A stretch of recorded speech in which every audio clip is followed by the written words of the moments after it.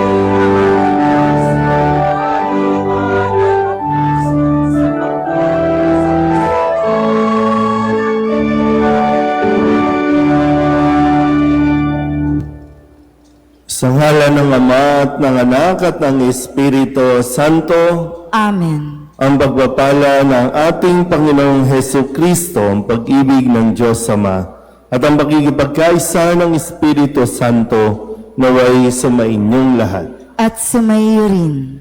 Mga minamahal na kapatid, ngayon ay sinisimulan natin ang masayang tradisyon ng Simbang Gabi. Mga kapatid, aminin natin ang ating mga kasalanan upang tayo'y maging marapat gumanap sa banal na pagdiriwang. Inaamin ko sa mga pangyarihang Diyos at sa inyo mga kapatid, na lubha akong nagkasala sa isip, sa salita at sa gawa, at sa aking pagkukulang.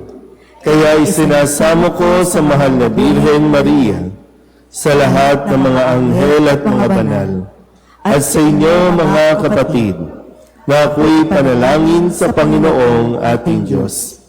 Kawaan tayo na makapangyarihang Diyos, patawarin tayo sa ating mga kasalanan at patnubayan tayo sa buhay na walang hanggan. Amen. Panginoon, kaawaan mo kami. Panginoon, kaawaan mo kami. Kristo, kaawaan mo kami. Kristo, kaawaan mo kami. Panginoon, kaawaan mo kami. Panginoon, kaawaan mo kami.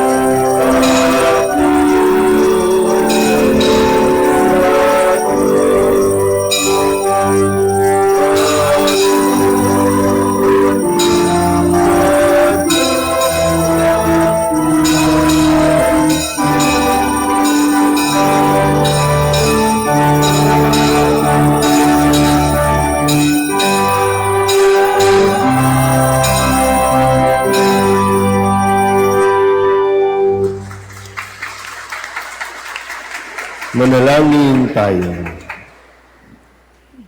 Ama naming makapangyarihan, niloob mo ang iyong salita na ibinalita ng anghel ay maging taong totoo sa sinapupunan ng mahal na Birhen. Ipagkaloob mo kaming sumasampalatayang siya'y ina ng Diyos, ay matulungan niyang dumalangin sa iyo sa pamamagitan ni Jesucristo kasama ng Espiritu Santo magpasawalang hanggan. Amen.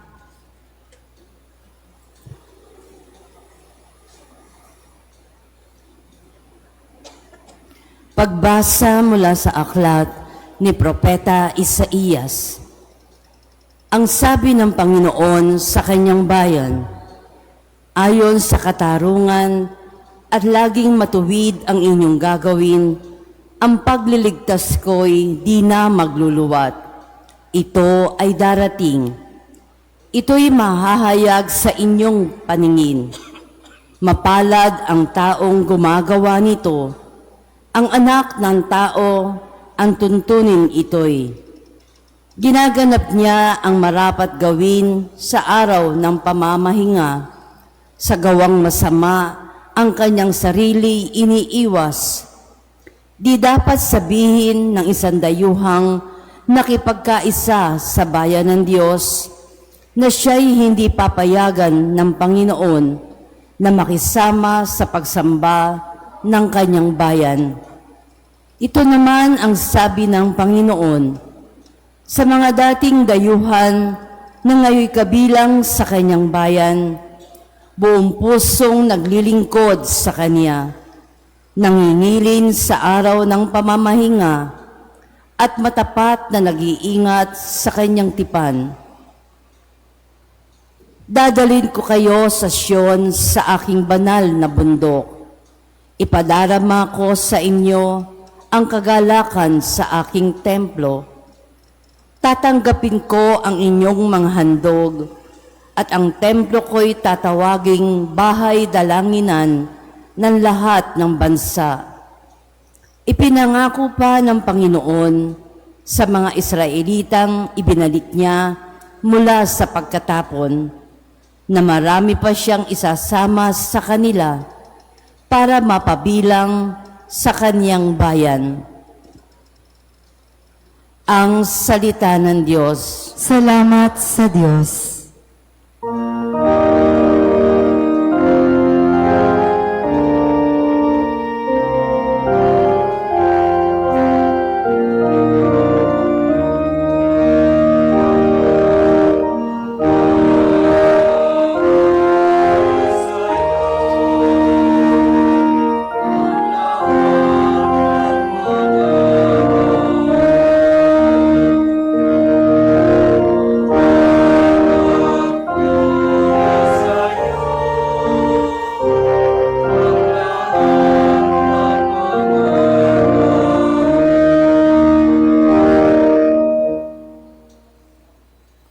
O Diyos, pagpalain kami't kahabagan, kami, Panginooy, iyong kaawaan, upang sa daigdig mabatid ng lahat ang iyong kalooban at ang pagliligtas.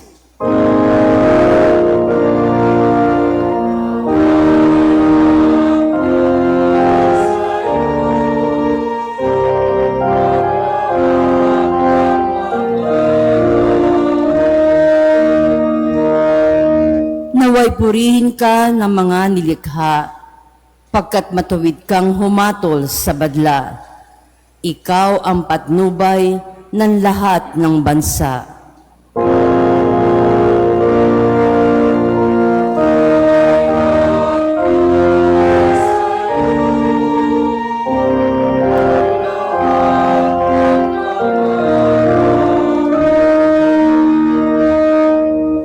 Nag-aning mabuti ang mga lupain, pinagpala kami ng poon, Diyos namin. Ang lahat sa amin iyong pinagpala, naway igalang ka ng lahat ng bansa.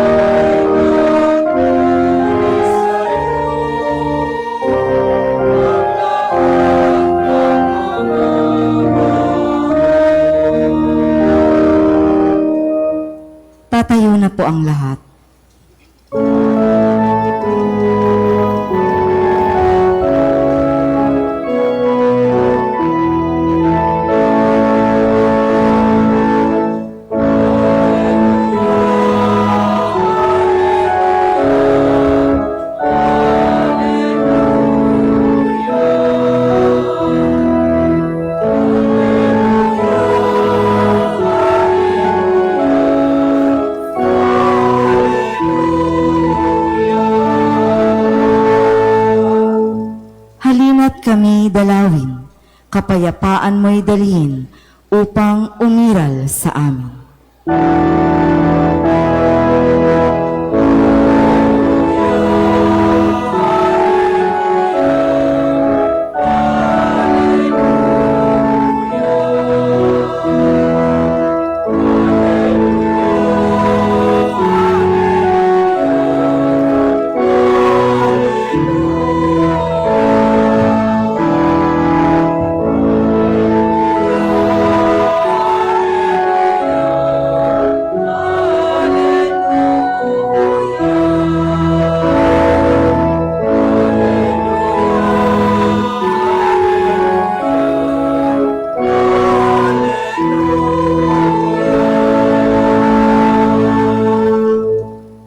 Sumainyo ang Panginoon. At sumaiyo rin.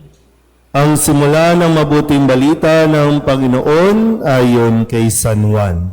Papuri sa iyo, Panginoon.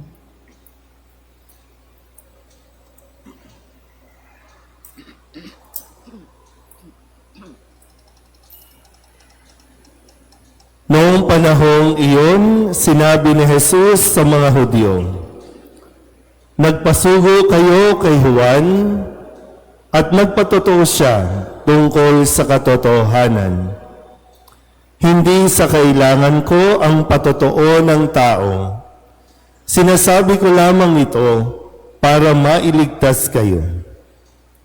Si Juan ay parang maningas na ilaw na nagliliwanag noon, at kayo'y sandaling nasiyahan sa kanyang liwanag. Ngunit may patotoo tungkol sa akin na higit sa patotoo ni Juan. Ang mga gawang ipinagagawa sa akin ng Ama, at siya ko namang ginaganap. Yan ang nagpapatotoo na ako'y sinugo niya."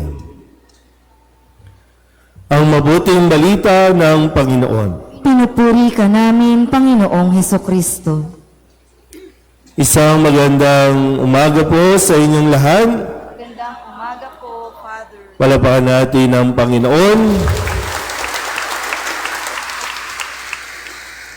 Muli, magandang umaga at maligayang pagdating dito po sa ating simbahan, dito sa St. Joseph, at lalong-lalo na maligayang pagbabalik sa lahat po ng mga Katoliko na talagang kapag simbang gabi, doon nabubuhay, kapag simbang gabi, doon talaga yung mga pormahan, wagas. No?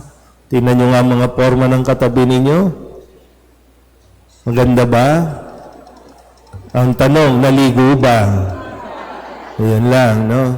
At doon po sa medyo mga senior, marami pa pong bakante dito sa unahan, no? Sana naman yung mga MGC natin, no? Kilos-kilos tayo, no? May mga upuan dito para naman mas maging komportable sa kanila pong pakikinig ng misa. Ngayon, nasa unang araw tayo ng ating pagsisimbang gabi. Unang araw pa lang ito, kumbaga sa iset na natin, no? Para bang pag nanood tayo ng pelikula, ito agad yung bubungad sa atin. Di ba yung parang may opening scene? Pagkatapos niyan, doon pa lang, para bang sasabi, sino ba siya? Saan ba siya nanggaling? Ano ang kanyang pinagmulan? Ano ang kwento niya? So ngayon yung opening, sa mga susunod na araw, doon natin babalikan kung ano ang mga kwento ng bawat isa. Kaya mahalaga na nandito ka ngayong unang araw na ito at susundan mo ito hanggang sa matapos tayo dahil ang katapusan nito ay doon sa Belen. Tingnan nyo nga po yung Belen natin. Pangit ba? Baka kasi, di ba, minsan pag kumakabas tayo, no, na hindi mo na natin inaalam yung isip ng artist, di natin inaalam kung ano yung kwento, basta tingin lang tayo ng tingin ng wala tayong pagninilay. Sa mga artist, talagang tututukan mo yan, pag ninilayan mo, pagdadasalan mo, bawat detalye, ganyan. So, ang ating bilin ay kumakatawan para sa lahat ng mga magpapasko na pero wala pang naitatayong tahanan dahil sa mga kapalpakan ng mga flood control. Ibig sabihin, kahit anong sitwasyon sa buhay, darating at darating tayo sa Belen. Kahit anong sitwasyon natin sa buhay, isisilang at isisilang si Kristo. Kaya nga kung sakali, maabutan ng panganganak si Maria, doon isa man sa lugar natin, halimbawa sa Cebu, na binabaha, nasira ang bahay, tumutulo ang ulan, tuloy ang pagsilang ni Kristo para mailigtas tayo. So ngayon yung simula, din yung ending. So, kaya kailangan natin malaman ano ang nangyayari o nangyari sa pagitan nito. Kaya dapat lagi kang present. Kaya nga ang siyam na araw, kumakatawan sa siyam na gabing paglilihi o pagdadalang tao ni Maria. Sinamahan siya ni Jose at ngayon inaanyahan tayong samahan natin sila. Sabihin nyo nga sa katabi ninyo, samahan natin sila. Lalo na para sa mga kabataan na naririto, mga nandiyan dyan sa labas, naririto kayo, hindi para pumorma, hindi para makipagtitigan, na para bang pagtinitigan ka, masama na yung tingin, kundi nandito tayo para samahan ang isa't isa. Sabihin nyo nga ulit sa katabi ninyo, salamat sa pagsama. Sino ba ang mga niyaya ng barkada dito? Sino ang mga isinama ng mga kaibigan dito?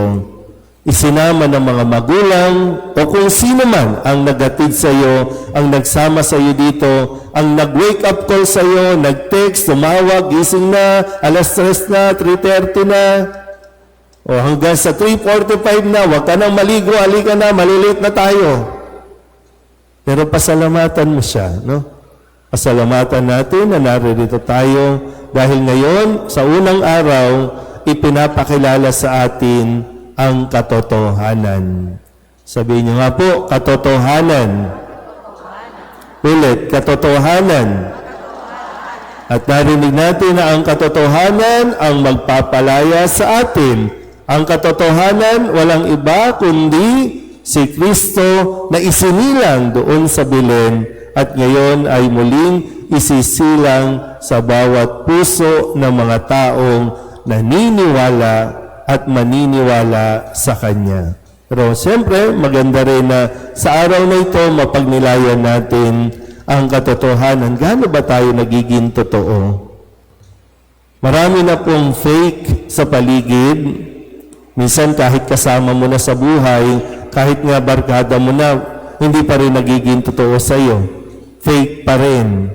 At lalo na ikaw, sikapin mo na maging totoo ka kahit maraming tao ang nagiging fake sa iyo. Mahalaga, ikaw, totoo, hindi man sila maging totoo sa iyo, ikaw, totoo. At ang katotohanan na ipinapakita mo ay dahil kay Kristo. So, hindi mo dapat, huwag nating pilitin, mag-pretend na mga bagay-bagay para lamang ma-impress sa atin o kaya talagang magpa-impress ka sa ibang tao kasi hindi mo ikaliligaya yan. Hindi mo ikasasaya yan. Simulan mo muna maging totoo sa iyong sarili bago mo pilitin ang mga tao na magpakatotoo sa iyo. Kasi mahirap yung malaman mo, di ba, na kasama mo, tinitreat mo dyan sa tapsilugan, pinapakain mo, tapos hindi pala totoo sa iyo. Ay lalong-lalo na, mga babae, no? Kilalanin ninyo ng mabuti yung mga lalaking nanliligaw sa iyo ngayon. Tiyakin mo muna na totoo ang kanyang mga sinasabi, totoo ang kanyang mga ipinapakita sa iyo dahil maraming mga manliligaw sa iyo ang kunya-kunyarian lang mabain, kunya-kunyarian lang masipag, kunya-kunyarian lang ngayon nagsisimba. Pero pag sinagot mo na yan, wala ka na. Sabihin niyo nga ulit sa katabi ninyo, magpakatotoo ka. Pero siyempre, proseso yan, ha? Proseso na dapat natin mapagdaanan unti-unti.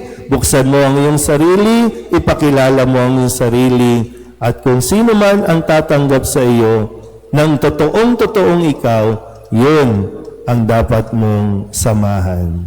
Dahil si Kristo na isinilang at muling isisilang, totoong-totoo sa kanyang mga gagawin sa mga susunod pang mga araw.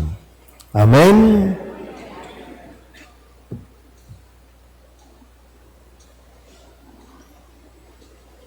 Tumayo na po ang lahat.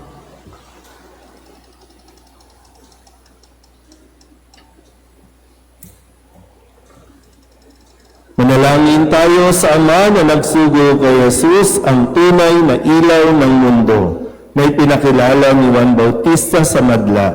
Buong tiwala tayong manalangin. Panginoon, dinggin mo ang aming panalangin. Panginoon, dinggin mo ang aming panalangin. Manatili nawan tapat ang Santo Papa Leon, mga obispo at mga pari, sa sinumpaan nilang tungkulin na kilalanin, isabuhay at ibahagi si Jesucristo sa sanlibutan. Manalangin tayo sa Panginoon. Panginoon, dinggin mo ang aming panalangin. Matularan nawa namin ang dakilang pag-ibig ni Jesus at ang malinis na kalooban ni Maria na kapwa hangad ang kapakanan ng lahat ng tao. Manalangin tayo sa Panginoon. Panginoon, dinggin mo ang aming panalangin. Magnilay nawa kami sa buhay ng aming Inang Maria na nananatiling nakatutok sa kalooban ng Diyos sa halip na magambala ng ibang mga alalahanin. Manalangin tayo sa Panginoon. Panginoon, dinggin mo ang aming panalangin. Nawa gamitin ng mga pinuno sa pamahalaan ang kanilang kapangyarihan para bigyang katuparan ang mga pangarap ng mga kapuspalad na mga mamamayan. Manalangin tayo sa Panginoon. Panginoon, dinggin mo ang aming panalangin. Nawa ang mga sakripisyo namin sa 9 na madaling araw ay magbunga ng isang kaloobang may malinis na hangaring magbalik loob sa Diyos at lumingap sa kapwa. Manalangin tayo sa Panginoon. Panginoon, dinggin mo ang aming panalangin. Ama, puspusin mo kami sa pag-ibig, sa paghahanda namin sa pagdating ng iyong anak bilang tao. Naway pag-alabin mo ang pag-asa sa aming mga puso. Inihiling namin ito sa pamagitan ni Kristong aming Panginoon. Amen.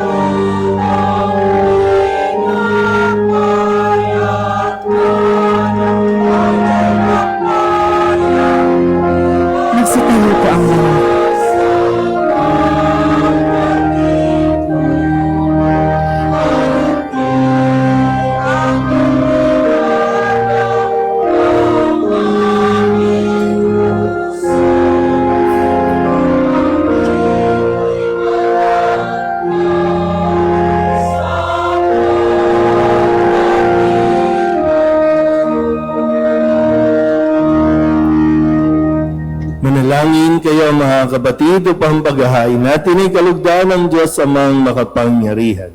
Tanggapin nawa ng Panginoon itong paghahain sa iyong mga kamay, sa kapurihan niya at karangalan, sa ating kapakinabangan at sa buong sambayanan niyang banal.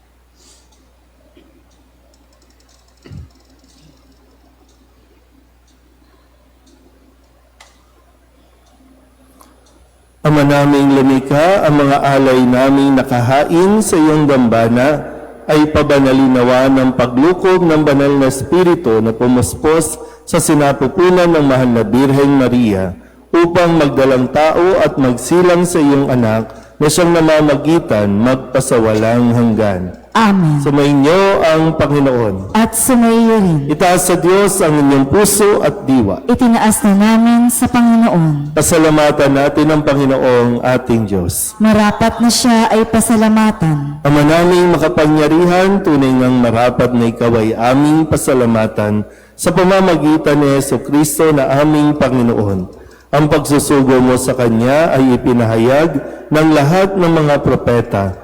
Ang pagsilang niya ay pinananabikan ng mahal na Birheng Kanyang inang tunay sa kapangyarihan ng Espiritong Banal. Ang pagdating niya ay inilahad ni San Juan Bautista sa kanyang pagbibinyag. Ngayong pinaghahandaan namin ang maligayang araw ng kanyang pagsilang, kami nananabik at nananalangin lubos na makaharap sa kanyang kadakilaan. Kaya kaysa ng mga anghel na nagsisiawid ng papuri sa iyo, na walang humpay sa kalangitan, kami nagbubunyi sa iyong kadakilaan.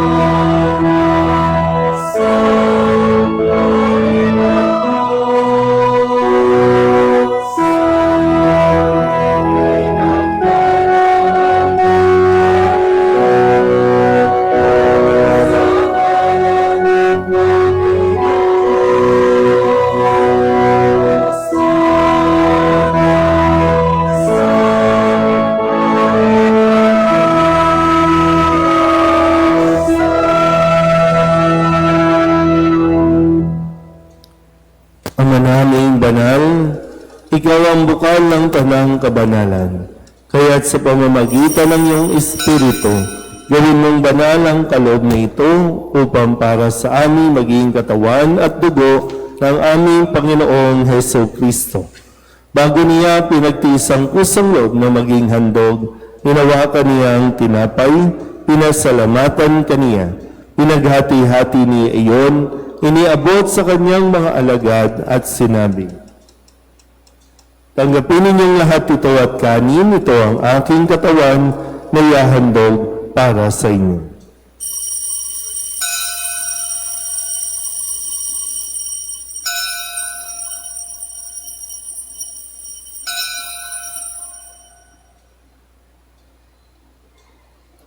Gayun din naman nang matapos ang hapunan, hinawakan niya ang kalis, muli kaniyang pinasalamatan. Iniabot niya ang kalis sa kanyang mga alagad at sinabi, tanggapin ninyong lahat ito at inumin. Ito ang kalis ng aking dugo, ng bago at wala hanggang tipan. Ang aking dugo na ibubuhos para sa inyo at para sa lahat, sa ikapagpapatawad ng mga kasalanan. Gawin ninyo ito sa pag-alaala sa akin.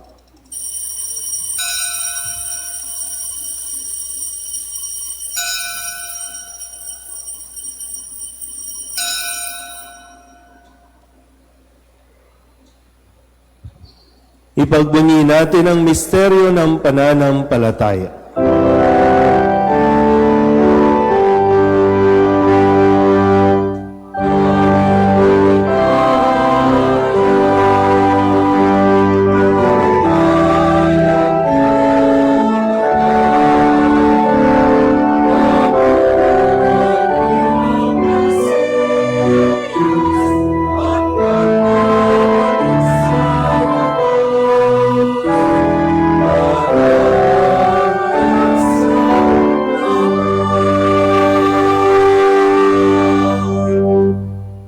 ginagawa namin ngayon ang pag-alaala sa pagkamatay at muling pagkabuhay ng iyong anak. Kaya tiniaalay namin sa iyo ang tinapay na nagbibigay buhay at ang kalis na nagkakaloob ng kaligtasan. Kami napapasalamat dahil kami iyong minarapat na tumayo sa harap mo para maglingkod sa iyo. Isinasamo namin kami magsasalo-salo sa katawan at tugo ni Kristo ay mabuklod sa pagkakaisa sa pamamagitan ng Espiritu Santo. Ama, lingapin mo ang iyong simbahang laganap sa buong daigdig.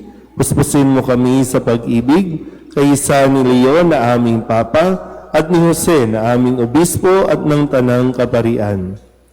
Alalahanin mo sina Maribeth at Imelda na tinawag mo mula sa daigdig na ito.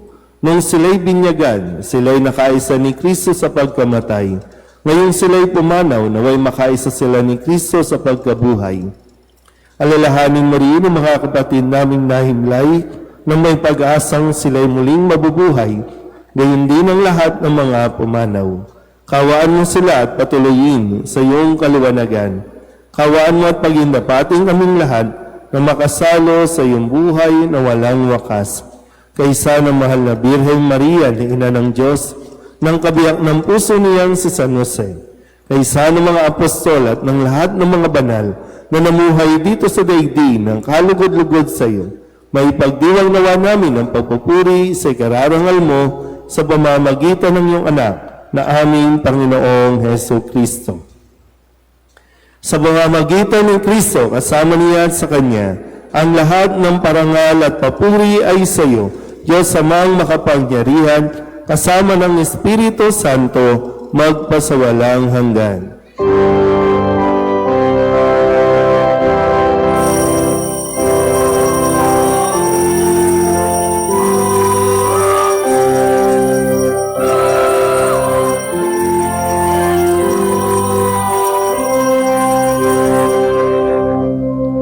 Sa tagabili ng mga nakagagaling na utos at turo ni Jesus sa Panginoon natin at Diyos, ipahayag natin ng lakas loob.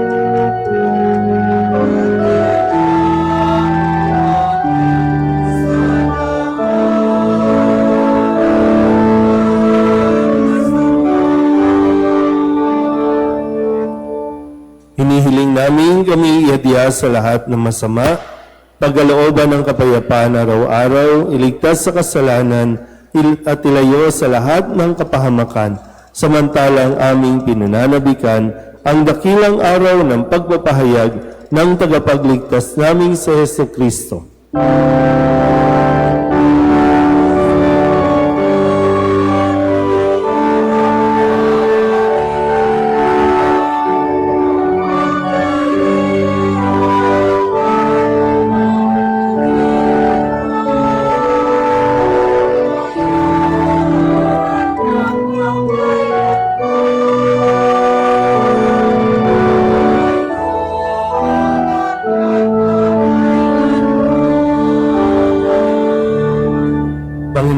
Kristo, sinabi mo sa iyong mga apostol, kapayapaan ang iniiwan ko sa inyo, ang aking kapayapaan ang binibigay ko sa inyo.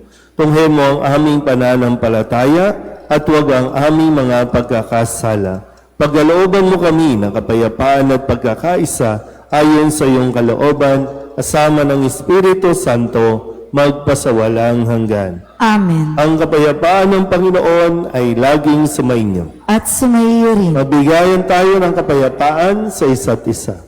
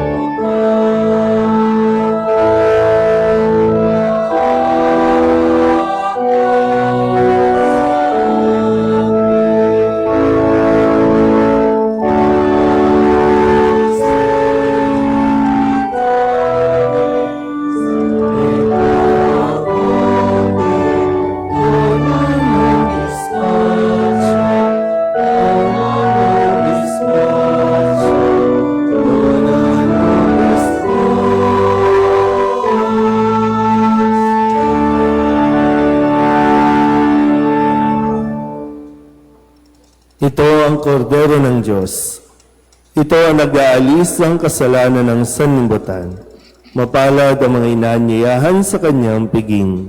Panginoon, hindi ako karapat-dapat na magpatuloy sa iyo, ngunit sa isang salita mo lamang ay gagaling na ako.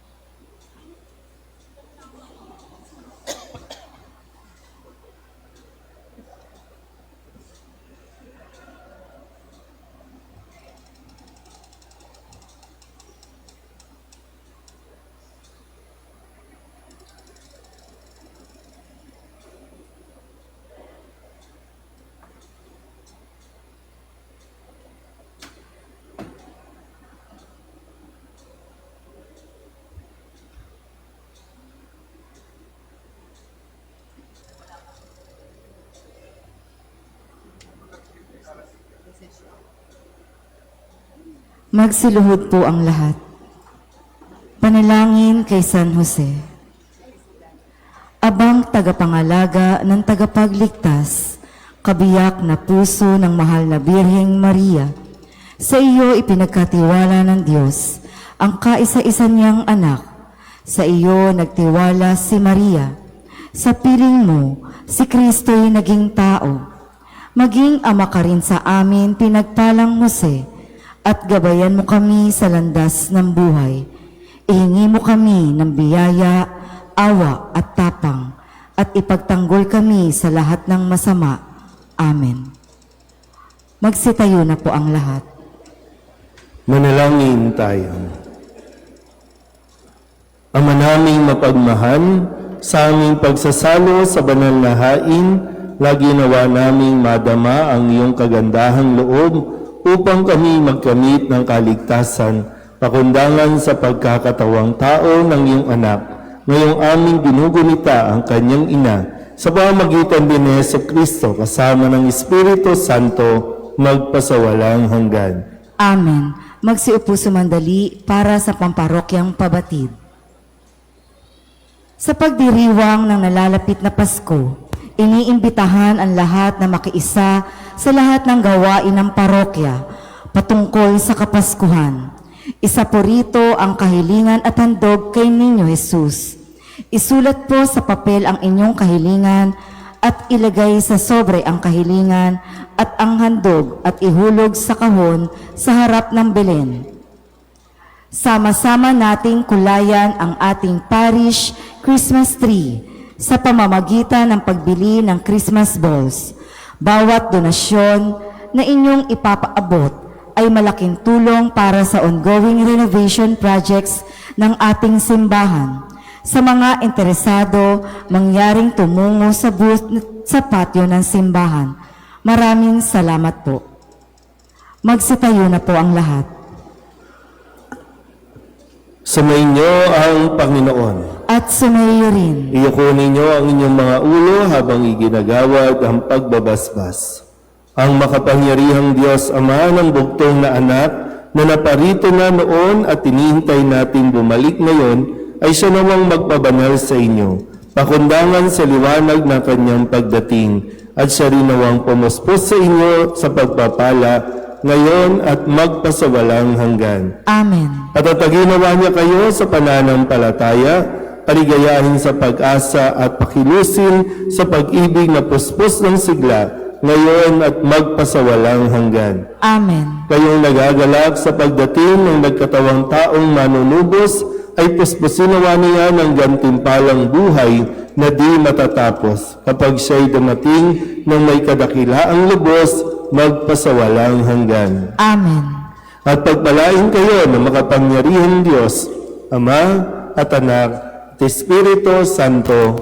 Amen. Tapos sa banal na misa, humayo tayo sa kapayapaan ni Kristo. Salamat sa Diyos. Magandang umaga po.